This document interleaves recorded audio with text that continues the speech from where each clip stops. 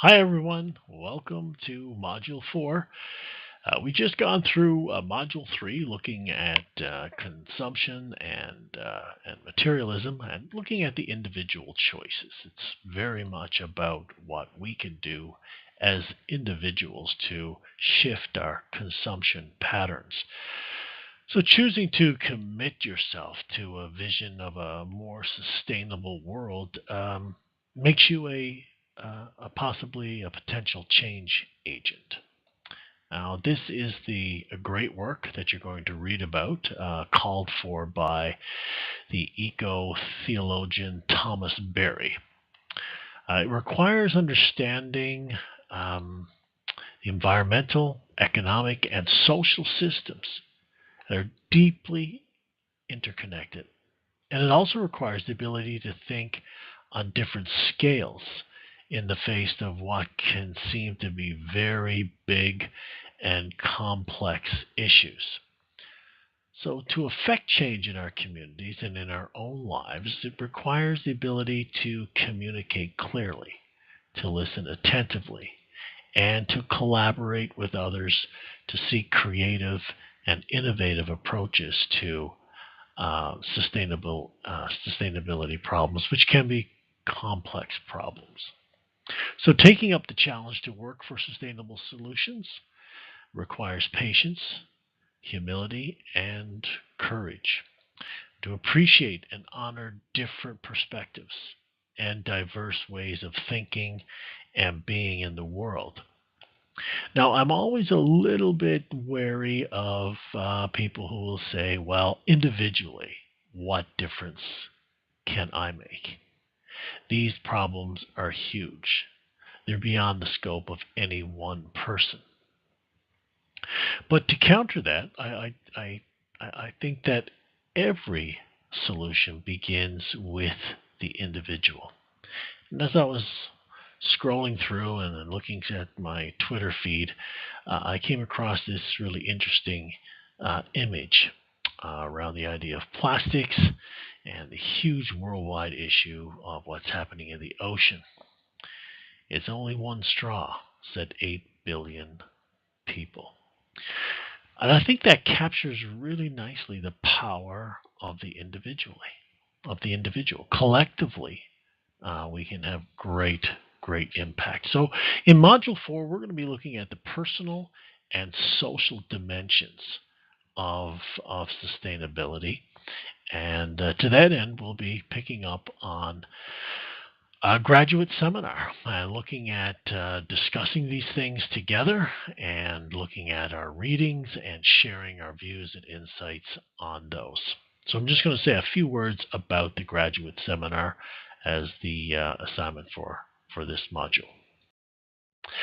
So, over the next couple of weeks, we're going to engage in a graduate seminar, and you'll be able to delve into some prescribed readings that have been laid out for you just below in the directions.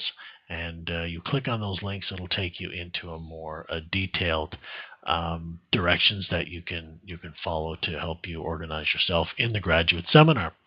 So you'll be able to post your questions, your responses, your thoughts, your responses to other students' postings, and to try to develop a dialogue and a discussion in the spirit of a graduate seminar.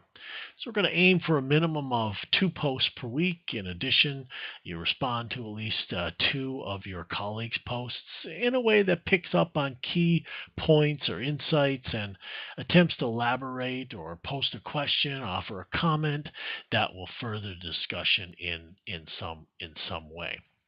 So we're going to be looking at first in the beginning part of the seminar, maybe the first week or so, we'll be looking at reading chapter 10 in our Mulligan text on personal dimensions of sustainability. So we want to have a look at that article. And also Jennifer Sumner's book, The Searching for Sustainability. There's a chapter there that looks at sustainability, and the civil commons. So we'll be looking at those readings in the first part of the seminar. And then in the second part, we'll be looking at chapter 11 in Martin Mulligan's book, Taking Action in Your Text, an Introduction to Sustainability, and also Thomas Berry, as I mentioned previously, Father Thomas Berry's book, The Great Work. Our Way into the Future, a very influential text written just at the turn of the millennium, but nevertheless is a very important call for action that is growing louder every year. So the graduate seminar itself, there are some prompts and questions for your consideration, also as a part of the directions. So consider the following questions, that the ones that are there, as prompts that allow you to engage more deeply and with purpose. For your reading of the Mulligan chapters, Sumner chapter, and the Thomas Berry chapter. So feel free to expand on the central ideas with your own thoughts and insights or questions.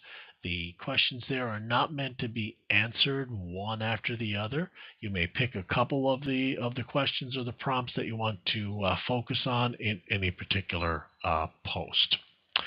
So you'll be able to look at the rubric that's included there to give you another sense of the expectations, and of course at the top of the Moodle course Moodle, there's a discussion guidelines to help you organize yourself also.